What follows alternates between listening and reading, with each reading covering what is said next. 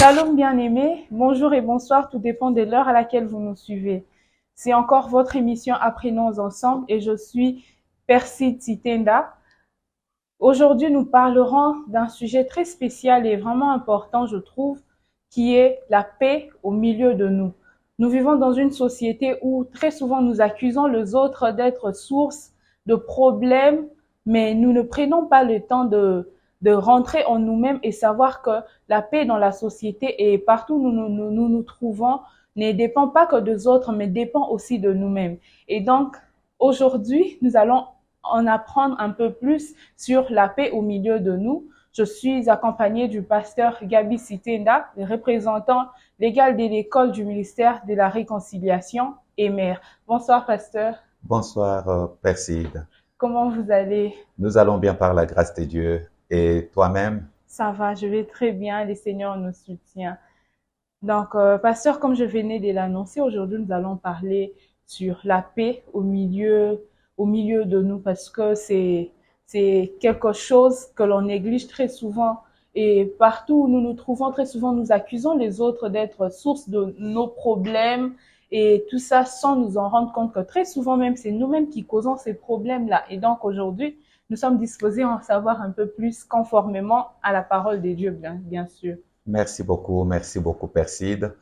Nous bénissons Dieu pour ce sujet très important que vous avez choisi et que vous avez préféré que nous puissions partager ensemble, étant donné que beaucoup de gens aujourd'hui croient que le fait de manquer de paix ne dépend que des autres et non pas d'eux-mêmes. Et tout cela, c'est par ignorance, sincèrement. Or, si nous voulons parler de la paix elle-même, selon que le Seigneur est en train de le dire et de la promettre, quand vous regardez, par exemple, dans l'Évangile selon Jean, au chapitre 14, le verset 1er et le verset 27 disent quelque chose de très important. Ça, c'est le Seigneur qui parle.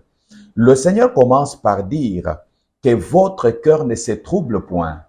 Croyez en Dieu et croyez en moi. C'est-à-dire, quand il parle que votre cœur ne se trouble point, ce qui veut dire que la paix, c'est l'état de tranquillité morale. C'est l'état de manque d'agitation. C'est l'état de manque de trouble, de conflit. Quand le Seigneur en parle, et il va au verset 27, il dit, au verset 27, quelque chose qui attire un peu plus mon attention. C'est laquelle? Il dit, je vous laisse la paix, je vous donne ma paix. Je ne vous donne pas comme le monde la donne, que votre cœur ne se trouble point. Quand il parle de la paix, il montre que nous pouvons vivre dans cette société, nous pouvons vivre dans ce monde, malgré la présence des autres, malgré la présence de problèmes, malgré la présence de difficultés, mais nous pouvons aussi vivre sans inquiétude. Nous pouvons vivre sans agitation. C'est ainsi que pour répondre à cette préoccupation, nous allons lire un peu quelque chose dans l'épître de Paul aux Romains. Romains chapitre 12, le verset 18, qui nous parle un peu plus de la paix au milieu de nous. La paix parmi les hommes, la paix dans la famille, la paix dans le lieu de travail, la paix dans le pays.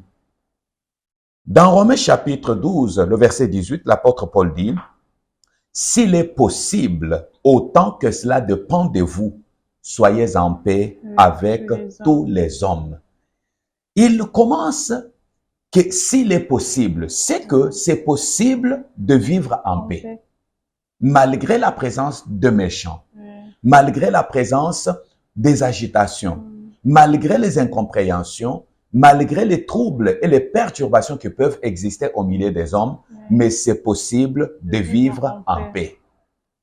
Malgré la présence de ceux qui ne comprennent pas, de ceux qui ne veulent pas de nous, de ceux qui sont déjà eux-mêmes troublés au-dedans d'eux, mais c'est possible de vivre en paix, puisque l'apôtre dit, s'il est possible, autant que cela dépend de vous.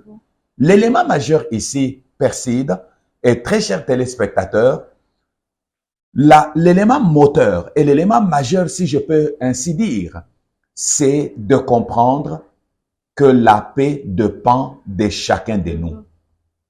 Pour qu'il y ait la paix en famille, ça ne dépend pas seulement des parents, ça dépend aussi des enfants. ça ne dépend pas seulement de papa, ça dépend aussi de la maman. Ça ne dépend pas seulement des enfants, mais ça dépend aussi des parents. C'est-à-dire, l'apôtre Paul dit, s'il est possible, autant que cela dépend de vous, c'est-à-dire, la paix dépend des autres, dépend de chacun de nous. Si chacun de nous comprend que je suis appelé à procurer la paix, je suis appelé à vivre en paix avec tous les hommes, avec tous les hommes. Quand il parle de tous les hommes, il ne distingue pas. Il ne choisit pas que ce soit le plus petit, que ce soit le plus grand, que ce soit ceux qui ont étudié, que ce soit ceux qui n'ont pas étudié, que ce soit ceux qui ont des moyens ou ceux qui n'en ont pas, mais c'est possible de vivre en paix avec eux. C'est possible.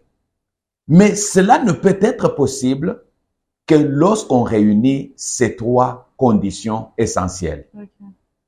La première condition, c'est d'abord de comprendre que la paix n'est possible que lorsqu'il y a le prince de paix au milieu de nous. Le prince de paix, c'est Jésus-Christ. Si Jésus-Christ n'est pas dans mon cœur, je ne serai pas d'abord en paix avec moi-même. Et quand je ne suis pas en paix avec moi-même, j'aurai comme premier danger, j'aurai une très mauvaise image de moi-même. Et quand j'ai déjà une très mauvaise image de moi-même, c'est-à-dire je fais le mal, mais je crois que je fais le bien. Je suis quelquefois trop dur vis-à-vis des autres, mais je crois que la dureté, là, c'est la chose la plus importante qui va me faire respecter. Or, dans la vie, on n'a pas besoin d'être trop dur pour que les gens nous respectent, pour que les gens nous considèrent, pour que les gens nous acceptent. Nous avons besoin d'être modérés. Nous avons besoin de nous mettre à la place des autres. Si nous ne nous mettons pas à la place des autres, nous aurons une très mauvaise image de nous-mêmes, de croire que nous sommes plus que tout le monde, nous connaissons plus que tous, nous parlons bien, nous sommes ainsi de suite. Or, il faut que le prince de paix soit là. Le prince de paix, c'est Jésus-Christ. Il faut que Jésus-Christ soit au centre de tout ce que nous faisons. Que Jésus-Christ soit le maître de notre travail, de notre famille, de notre pays, de notre relation avec les autres. Ça, c'est le premier élément. Le deuxième élément, la présence de Christ peut être là, mais si nous n'arrivons pas à comprendre que le prochain est aussi utile. Quand le Seigneur parle, le Seigneur dit, vous devez faire à votre prochain ce que vous voulez qu'on puisse vous faire. C'est-à-dire le prochain. Ce qui veut dire que nous aurons toujours les autres à côté de nous. Nous aurons toujours les autres dans notre milieu. Et quand je parle des autres, d'ailleurs, c'est l'autre ou l'autrui, c'est le centre même de la vie. Exactement. Nous venons au monde par les autres. Il n'y a personne qui est venu dans le monde par lui-même. Nous venons par les autres. Nous réussissons par les autres. Lorsque nous sommes malades, nous avons besoin des autres. Et plus grave, même lorsque nous allons mourir, nous aurons toujours besoin des autres, puisque ce sont les autres qui seront là pour nous enterrer. Ce sont les autres. Bref, nous devons apprendre à vivre avec les autres. En vivant avec les autres, nous devons apprendre à les considérer. Nous devons apprendre à les accepter. J'aime souvent expliquer cette notion d'acceptation et de considération vis-à-vis des autres face à l'histoire d'Israël devant la muraille de Jéricho. Devant la muraille de Jéricho, Dieu permet que ce peuple marche ensemble. Au lieu de faire 13 tours en un jour, Dieu permet qu'on fasse le premier jour un tour, le deuxième jour un tour, jusqu'au 6e jour, ils font un tour. Tandis que le 7e jour, il faut qu'ils fassent 7 tours. Ce qui veut dire que ils pouvaient faire les 13 tours en un seul jour. Mais Dieu ne permet pas qu'ils le fassent en un seul jour. De peur qu'ils ne puissent pas se connaître. De peur qu'ils ne puissent pas arriver à s'accepter. Il fallait maintenant que Josué soit devant avec les sacrificateurs, avec les autres qui étaient en train de le suivre. Et en marchant ensemble, ils font le premier jour, Ils font le seul tour. Ceux qui étaient derrière Josué savaient que non, ce vieux se fatigue peut-être après 1 heure. Et comme il est devant, ils sont appelés à l'accepter. Ils sont appelés à le supporter. Ils sont appelés à le considérer tel qu'il est. Le 2e jour, ils voient la même chose. Le 3e jour, donc, nous devons l'accepter, nous devons marcher selon ses pas. Vraiment.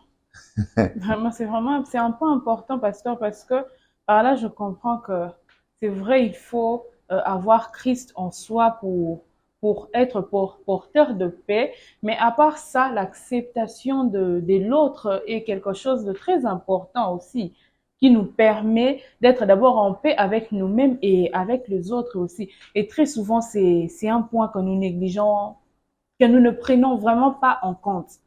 Donc, si j'accepte mon prochain, cela me permettra de le connaître et de vivre en paix avec les autres. C'est vraiment un point très important. Très important que beaucoup de gens négligent.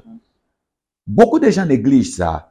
Et c'est comme ça que quand vous regardez par exemple dans l'Épître aux Hébreux, chapitre 12, le verset 14 au verset 15, il dit « Recherchez la paix avec tous et la sanctification sans laquelle personne ne verra le Seigneur. Veillez à ce que nul ne se prive de la grâce de Dieu. Le prochain qui est à côté de nous, c'est une grâce. Amen. Ce n'est pas un sujet du hasard. Amen. Sa présence est une grâce. Et c'est là où nous devons apprendre à veiller sur les relations. Dieu est un Dieu relationnel. Dieu ne pouvant pas créer le monde, et le seul monde comme cela, rien qu'avec des anges. Mais Dieu dit, faisons l'homme à notre image et selon notre ressemblance. Dieu étant un Dieu relationnel, nous aussi, pour qu'il y ait la paix, nous devons arriver à comprendre que nous sommes des êtres relationnels.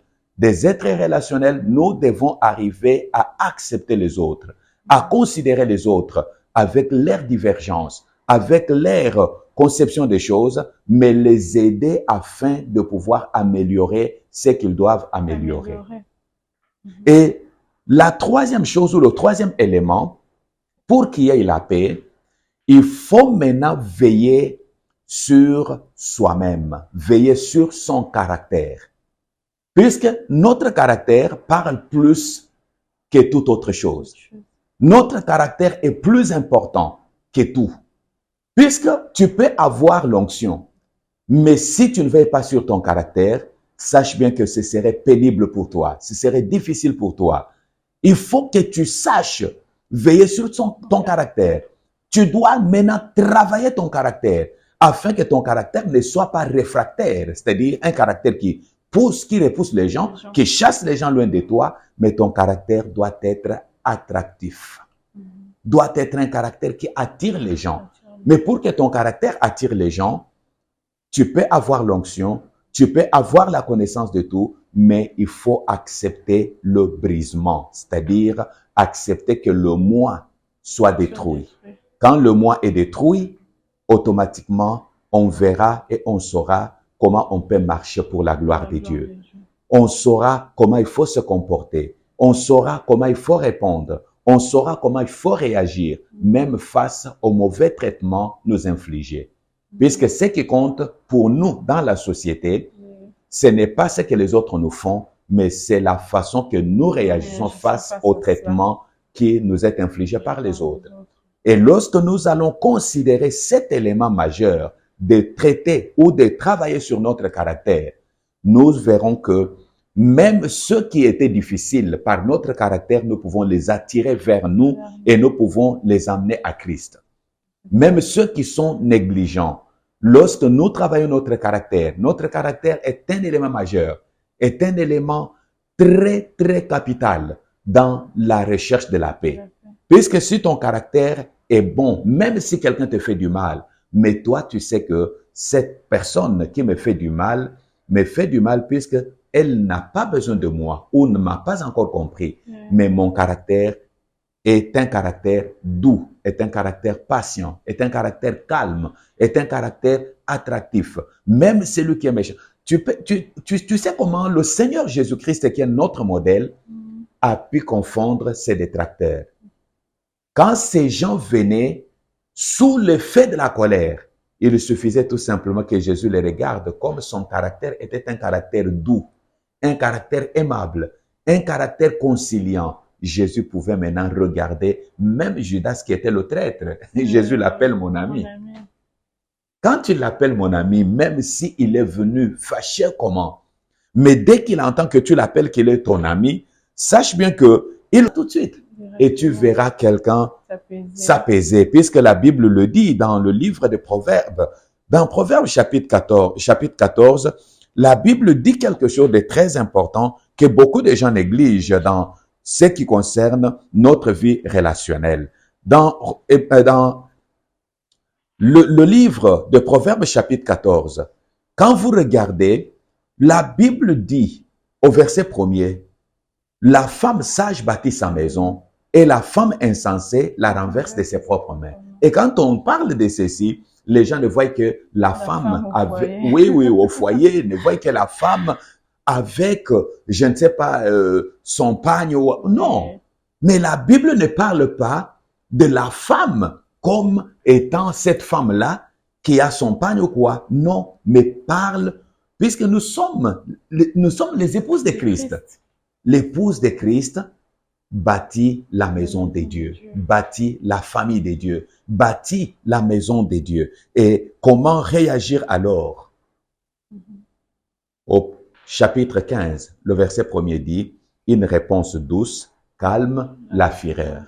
Mais une parole dure excite la colère. Si tu veux sur ton caractère, même devant un homme trop dur, même devant un homme très colérique, très méchant, très coriace, mais toi tu viens, tu lui parles calmement, tu lui donnes une réponse douce, une réponse calme. Tu verras que malgré sa colère, il va s'apaiser et tu es en train de communiquer la paix. Tu es en train de donner la paix. Et cet élément de notre caractère, c'est l'élément qui échappe chez beaucoup de gens. Que ça soit dans l'église, que ça soit dans la famille, que ça soit dans le lieu de travail, nous ne veillons pas sur notre caractère. Or, notre caractère, c'est le reflet de ce que nous sommes en nous-mêmes. C'est que nous sommes dans le secret. C'est que nous sommes sans la présence des autres. C'est ça notre caractère. Il faut que notre caractère soit un caractère qui attire les autres vers Dieu, qui attire les autres vers nous et qui réconcilie les gens, puisque notre caractère est très important. Ce sont les éléments que beaucoup de gens sont en train de négliger. C'est comme ça que vous entendez même dans la famille. Vous entendez, oh non, il ne veut pas la paix. Il ne veut pas la paix. Mais qu'est-ce que toi tu as fait pour la paix? Étant donné que la parole de Dieu dit, s'il est possible, autant que cela dépend de vous. On n'a pas dit que la paix dépend des autres, la paix dépend de moi, la paix dépend de toi, la paix dépend de celui qui est en face, même celui qui est près, même celui qui est loin, la paix dépend de lui. C'est possible qu'il y ait la paix. C'est possible que malgré la divergence des vues, mais que nous ayons la paix, que nous puissions vivre sans frottement, que nous puissions vivre sans rancune, sans rancœur, sans quoi, mais les gens ne veulent pas, et les gens ne veulent pas surtout reconnaître que l'autrui est d'une importance capitale. Et la Bible est très claire à ce niveau, est très formelle. Exactement, pasteur. Donc, en ce jour, nous retenons aujourd'hui que la paix dépend de moi, la paix dépend de vous, la paix dépend de nous tous. Donc, partout où nous sommes, apportons la paix. Apportons la paix, arrêtons d'être sémeurs de troubles, apprenons à connaître les gens au milieu de nous et à les accepter tels qu'ils sont parce que nous-mêmes aussi, nous avons nos défauts, nous avons notre caractère. Donc, soyons porteurs de paix partout où nous passons, car même la Bible nous recommande de rechercher la paix au milieu de nous, sans laquelle nous ne pourrons voir le Seigneur. Donc, pour ce jour, pasteur, nous vous demandons d'adresser une prière afin que nous puissions bénir nos téléspectateurs. Nous allons prier. Père des grâces, tu es le Prince de paix.